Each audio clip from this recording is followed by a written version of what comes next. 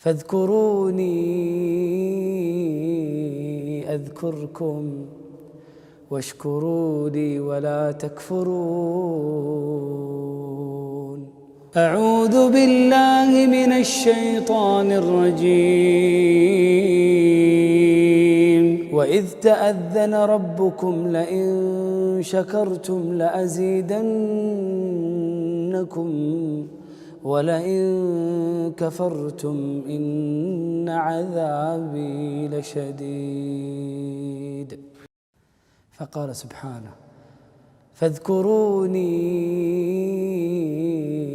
أذكركم واشكروا لي ولا تكفرون. ووصينا الإنسان بوالديه إحسانا حملته أمه كرها ووضعته كرها وحمله وفصاله 30 شهرا حتى إذا بلغ أشده وبلغ 40 سنة قال رب أوزعني أن أشكر نعمتك التي أنعمت علي وعلى والدي وأن أعمل صالحا ترضاه وأصلح لي في ذريتي إني تبت إليك وإني من المسلمين. الله عز وجل قال عن نوح: ذرية من حملنا مع نوح إنه كان عبدا شكورا. الله جل وعلا قال عن إبراهيم: إن إبراهيم كان أمة قانتا لله حنيفا ولم يك من المشركين شاكرا لأنعمه. الله عز وجل يقول: ولقد آتينا لقمان الحكمة أن اشكر لله ومن يشكر فإنما يشكر لنفسه ومن كفر فإن الله غني حميد.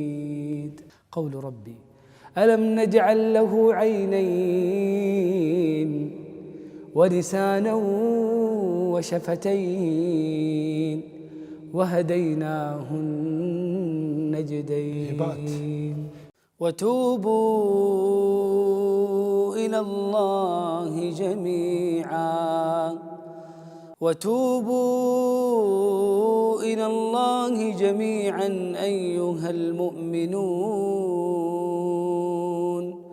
أيها المؤمنون لعلكم تفلحون.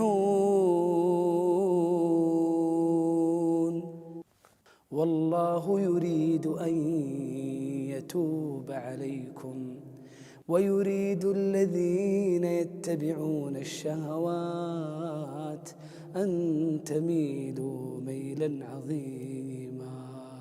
أفي الله شك فاطر السماوات والأرض يدعوكم ليغفر لكم من ذنوبكم إن الله يحب التوابين ويحب المتطهرين. تبارك الذي نزل الفرقان على عبده ليكون للعالمين نذيرا.